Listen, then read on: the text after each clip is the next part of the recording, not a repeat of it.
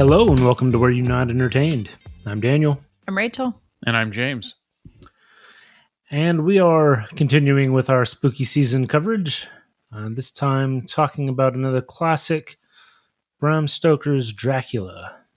Yes. Mm-hmm. What was it, 1992? Yes. 1992, yeah. So it's 30 years old this year. Holy moly, that's a long time. So long. It's weird crazy. being old. Yeah, so this is the Francis Ford Coppola version. There's been an innumerable amount of Dracula films, right? Yes. Yeah. Definitely one of those popular stories to remake. This one known as Bram Stoker's Dracula.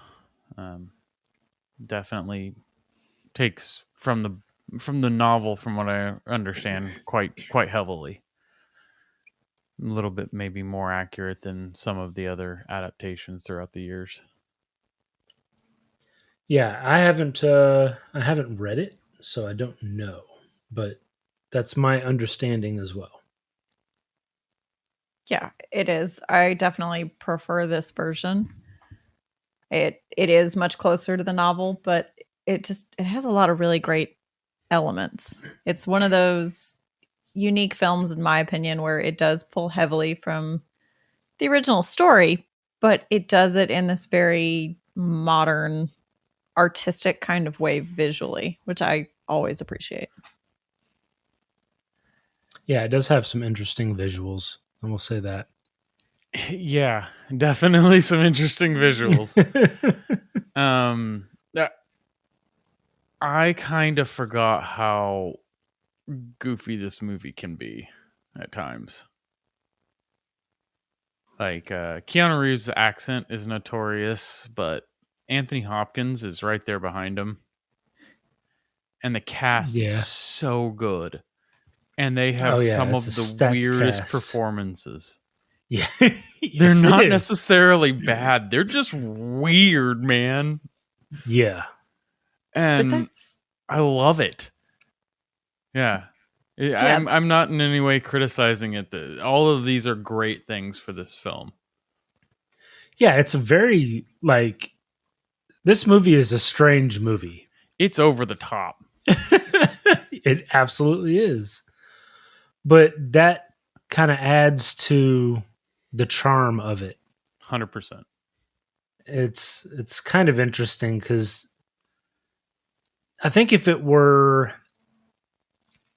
a movie like this, maybe with a different cast or kind of less well directed, I guess we could say, this would definitely fall into like a B movie category.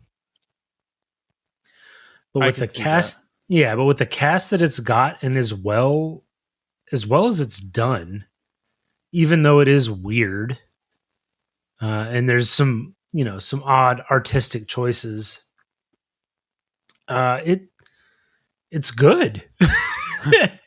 Oddly enough, I find that for me, this movie perfectly walks that line of campy without being corny. Yeah. There really aren't many, I can't really think of any moments in this movie that are just laugh out loud because they're so corny. Everything in this movie is a little weird and definitely over the top, but it's great. And you have such a perfectly suited cast, because when you think of, I guess, the typical horror films, Winona Ryder is one of those names. She's been in a ton of these spooky kind of movies, right? That's her wheelhouse. Yeah, Beetlejuice. Yeah, and she was in Edward Scissorhands, and she's done a number of movies like this, Heathers. Yeah. And also you have Anthony Hopkins, who's great. He's Hannibal. He's so creepy. And Gary Oldman is just a powerhouse in anything and everything. I was about to say, Gary Oldman's an enigma. You can put him in any movie. It doesn't matter. Yeah, exactly. And when you put them together, somebody to go over the top, he can do it convincingly. Yeah. And I love this movie. This is always one of my favorites. It's such a standout because it is so strange. I've never considered it one of my favorites, but it is a movie I've seen many times, and I always enjoy it. So while maybe it doesn't like connect with me well enough to be quote unquote a favorite, it's pretty close. I mean, it's a good time. Yeah, it is, and it's got so many cool elements. The sets are awesome. So many miniatures. Yeah, and it's beautiful. Like Lucy's house, especially. Is just so perfectly set up with those big glass doors that open onto the little courtyard. It's a great setting for these supernatural elements. And then you've got the costumes, which are just amazing. All the costumes in this are so cool. And then you've got your like incredibly strange things like Dracula crawling on the walls. Or the roof. The place where gravity doesn't exist. Not just for Dracula, hints. But like even when Keanu Reeves' character Jonathan was trying to get away from the castle, right? You couldn't tell if he was like climbing down or climbing across a ledge or like sliding down the side of a like what's going on? I don't know. Yeah, and I definitely think Gary Oldman's costume is Dracula, that red costume with the train and the white hair. The boot head. That is easily one of the most recognizable costumes of all time. Before he tried or started to look normal again. Yeah. And his shadow. Oh, I love that part. Yeah, the shadows are pretty cool. The way they use shadows and the way that they do things like with the bed sheets, having those hands start to appear and then the women come up out of the bed. I just thought that was such a cool thing. Yeah, there's no that I can think of. Let me say that. There's no points that I can think of that are CGI. Not the way we think of it. Anyway, maybe like some touches or something like that I'm not necessarily thinking of, but everything is practical. Like even when he turned into rats, like he literally turned into a pile of rats. Those were real. Yeah. They weren't like cartoon rats. Well, right, because back in 92, they really would have been cartoon. CGI was not. Yeah, CGI would have looked like cartoons for sure. Right.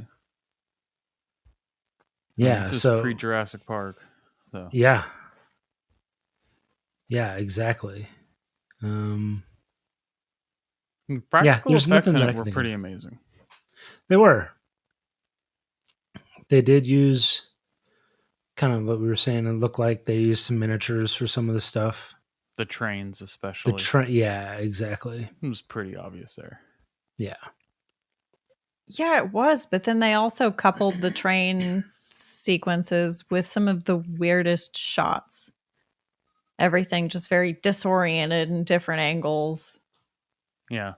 So I think that almost makes it less jarring that it was a miniature train, because you're already like, this is totally weird. I mean, by the first scene, you're already like, okay. Yeah.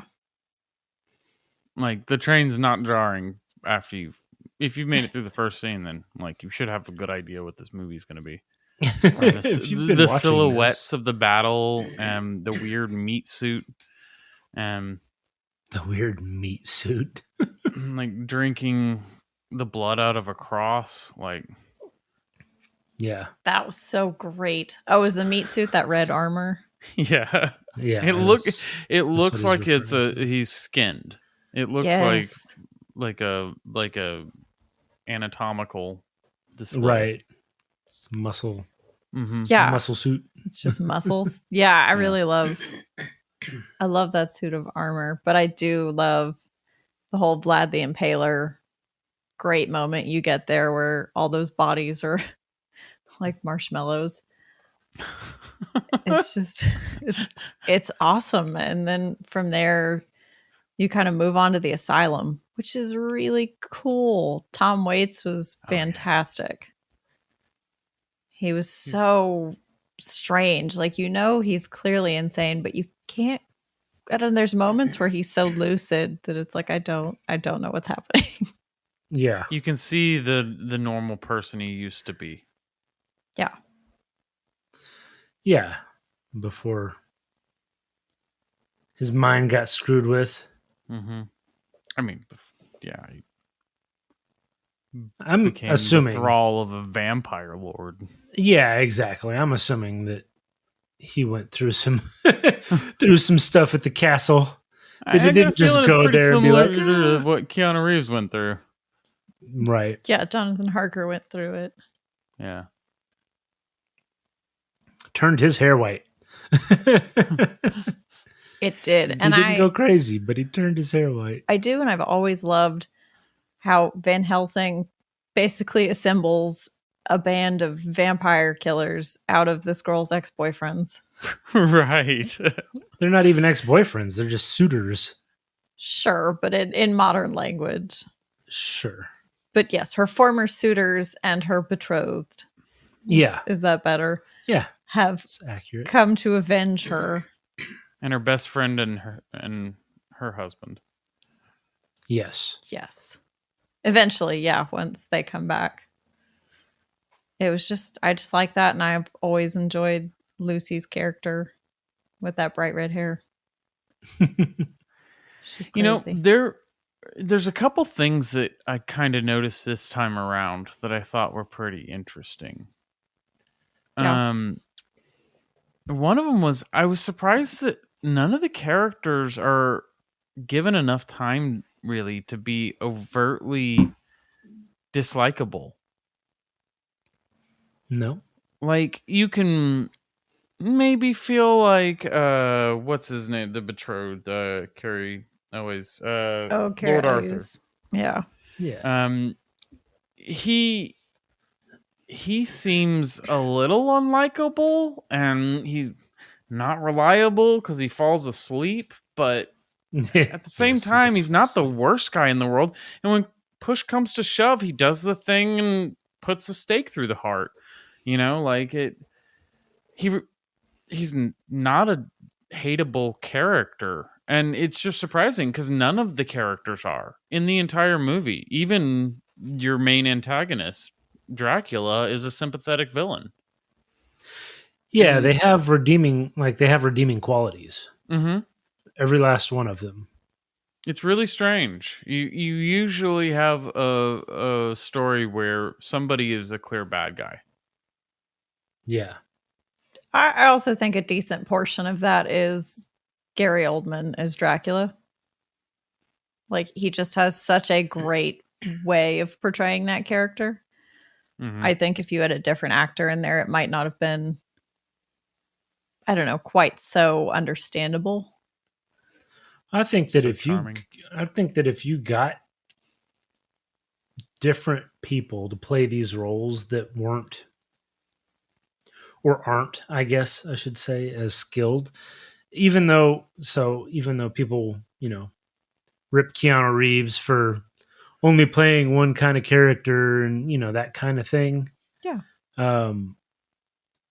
All of these people played their roles really well. And I think Keanu Reeves was way more effeminate than normal. Like he has a tendency to be more of an action-y kind of guy, and right. Like, he definitely was not in this.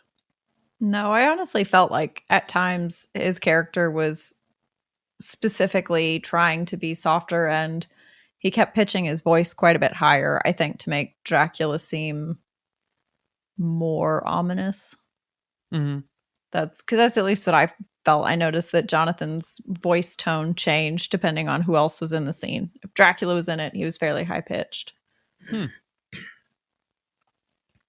But I thought it was great. I mean, yes, his accent is bad. It's terrible. Yeah. The problem is that it's the worst in the very first scene you see him. So it's immediately aware when he's in the office being given the assignment. Mm-hmm. And so it's hard to overlook it, even though it's not as terrible later on at times. It's one of those accents that sort of fluctuates because at times he has an accent and at times he doesn't. Right. That's Right. That's what I think the biggest problem is that sometimes you go, oh, Keanu Reeves with an accent. Oh, Keanu Reeves. At moments, yeah, it was almost occasionally he would do this thing where he sounded quite a bit like his character in Bill and Ted. Yeah, But then he'd put an English accent at the end of the word. Right. Like, wait. Yeah. Whoa. Like, no, hold on a minute. Yeah, exactly. But it wasn't like overtly offensive and it wasn't a heavy accent, at least. It was no Dick Van Dyke. This was at least a little more subtle. So you could sort of tune it out. Cockney, is that what you're trying to? It wasn't heavy-handed. Yeah. Is kind of what I'm getting at. And that's Anthony Hopkins as well. It wasn't always a strong accent, but at least it wasn't a very heavy all the time accent. Yeah. He said "ja" like 30 times in this movie. He felt very German. I don't know. I thought it was supposed to be like Dutch from somebody who had never met a Dutch person. I don't know that I can place it, honestly. What is it's like an amalgamation of JA? Is it mean? For yes? Like, is there a language that uses JA as yes? Yeah, tons of them. Okay. Yeah, all Scandinavian countries. Because that's how it was shown in subtitles. I think Polish as well. So a lot of Eastern languages. Yeah. Ja. Yeah, German is an example. It could be.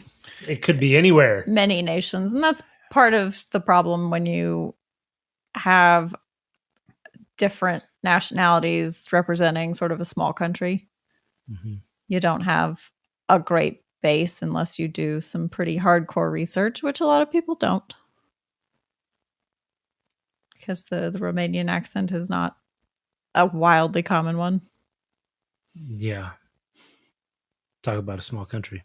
Yeah. Yeah, I think that it was different back then as well.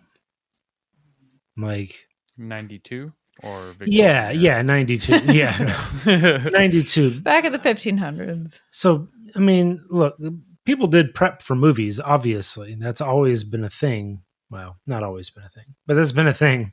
Yeah. But now, like, compared to what you're used to now, it's like, okay, well, we put you with a language coach for, 6 months and you go every day. Right.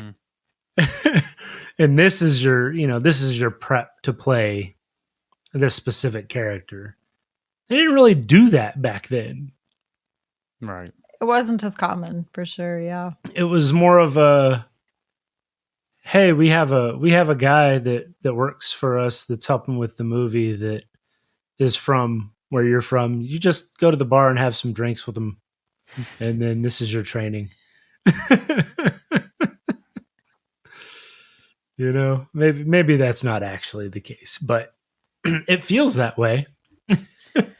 That seems about the level of prep that was done for Hawker's English accent, but I'm saying I adore Keanu Reeves. I really do, yeah. But he cannot do a foreign accent.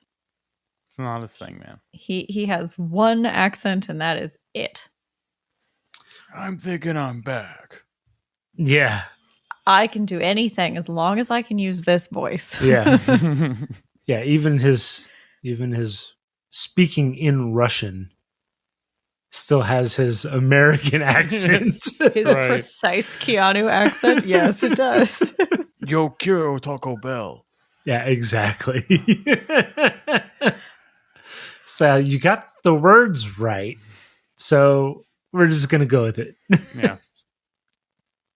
You hire Keanu, you get Keanu. Yeah. Well, I'm just saying. Yeah, exactly. I would say that's rarely disappointing. Right. I love it. It's a draw for me and many others. Yep. Indeed. Anything else you guys want to cover before we get into favorite scenes? No, I think that's it. I could gush about this movie forever. Yeah, let's not do that. That's why I'm saying let's move on. All right. Well, I'm going to jump out there with my favorite scene first. Cool. What you got? It's the first scene. Just the whole introduction with all the crossfades and getting to see the castle for the first time and that meat suit and the battle that's all done in the silhouette with this blood red background. Like the over impassionate kiss that they have before he goes off to the war. You know, the fact that she jumps into a river because an enemy shoots an arrow saying that somebody's dead, that her husband's dead, like that, no confirmation, no waiting it through, totally believing the worst person, the person who has the most incentive to lie to you. Mm-hmm.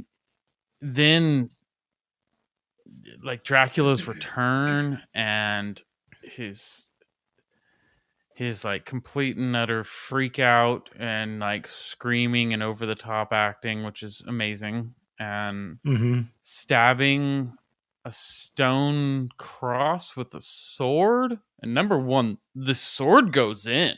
Yeah. Yes. Number two, it starts bleeding. And then number three, Dracula straight up grabs a goblet, starts drinking because he's going to become immortal. Yeah. And it works. It did. We're given no backstory, no reason why this works. Like, this point, if you aren't in and like that's too much, this is the perfect time to walk away from this movie. Only wasted 10 minutes of your time. Yeah, you're done here. If you're still interested, you will love this shit. Yeah, you're gonna have a good time. Right. And I don't know. I love the intro. It's bonkers and enthralling and just fun. It is good time cinema. It is. Yeah. Yeah. I agree So that's with my that. choice. Nice. That's a good choice. Okay, I'll go. Yeah. Like, we're gonna play rock, paper, scissors? Yeah, no. I'm just trying to narrow it down to one because I have two scenes that I really love. But I'm gonna go with the scene with Lucy when they finally come to kill her. Oh, that was my second choice. That's a very good one.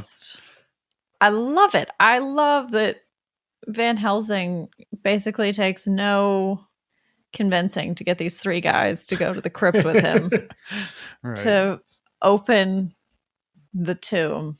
And then they open it and she's not in there. And they're like, what'd you do with her? Right. You were here. You were with me all day. What do you mean? What did I do with her? I love the character development of Lucy in that moment where it shows you how fastidious she is, even in death. I mean, she made the coffin back and closed the lid and everything when she went out to go grab that child. Yeah. Yeah. For her little baby snack. For her baby snack. And then Lucy comes in and she is so creepy and otherworldly beautiful. Pale. All in one. She has that makeup on and she's in this big, gaudy, gorgeous gown with the collar. And she's carrying this kid that's completely terrified. I mean, so legitimately terrified that it took them hours to get the kid to come back over to her to shoot the scene a second time. Oh, really? Yeah, she was that scared. They couldn't get her to go anywhere near Lucy. The kid's like, no, Yeah. I've seen this movie. No. Yeah, I'm good. Thank you. But the whole thing is so great because especially her bringing back a kid has that incredible level of inhumanity, I guess. That guy. Right, because for some reason in films, if you kill a person, that's bad. But if you kill a child, oh my God, that's the next level. That one I'm with you on, but you know. No, you kill a dog in a movie and everyone hates you. John Wick 1 through 3. Right. But it just is such a great moment to me because you've got all these cool elements, and then it takes very little, almost no convincing to get her betrothed to stake her. Right. Yeah. And then they cut off her head and they just go on about their business. Like, it's the most normal thing ever. And them all standing over the body with the head legs propped up on it, just looking completely exasperated. Yeah. There's a little, shock. But really, I have to say, I think that if I was standing next to someone who'd just been beheaded, my expression might be a bit more than that. But these I might have a little bit more questions for Van Helsing, considering he's handing me a wooden stake and a sword, and this dude's like horse whispering vampires back into their coffins. Yeah. Yeah. Like, exactly. How about you teach me some of these things that you clearly are holding out on? Right. You know some stuff. Apparently. Right. Yes. I'm on the vampire train with you now. I was skeptical up until this moment, but... All right, spill the beans. Yeah. Tell me your secrets. I'm listening. Yeah. But yeah, so that was my favorite scene. No, that was a good choice. Incredible choice, thanks. yes. How about you? What was your favorite scene? I'm torn, which is why I've been sitting here waiting to go last. This movie's so good. Every scene's good. Yeah, so the two that I'm torn between is the scene where Jonathan goes off to like search around the castle and ends up in the room of Dracula's brides. Yeah. Yes. Because I thought it was just really cool, like the effects that they were using, and like you'd cut to where you can see them, cut to where you can't see them. Like, where are they coming from? Do they sleep in the bed and then burst through it, or like what's going on? I thought that was really cool, but I think the scene that I'm actually going to choose is going to be the final scene where they have chased Dracula down and stabbed him in the heart and chopped him in the neck. Yeah. And that's kind of at the point where Mina is pretty close to completely changing. And I think that there's an understanding that Jonathan has that she has to go with him in order to kind of like end it, right? Yeah. Yeah. She's essentially the reincarnation of his wife that threw herself out the window into the river. And by the way, props to whoever was in charge of watching her for watching her jump into the river and then chasing her down, because rivers aren't still. Chasing her down, pulling her out of the river, and then carrying her back into the castle. Like, wow, that's a lot of effort. You could have just stopped dumping her on the altar. Yeah. Why didn't you just stop her from jumping? Anyway, so you have that, and it's kind of like the scene itself is, you're kind of torn, right? Because you know that she loves Jonathan. She married him, but there's also a part of her that is in love with Dracula because the fact, like I said, she's his wife reincarnated. Like there's that side of her. And so when she's standing there in front of the castle doors and pointing the gun at them, like, is this what you're going to do to me when it's my time?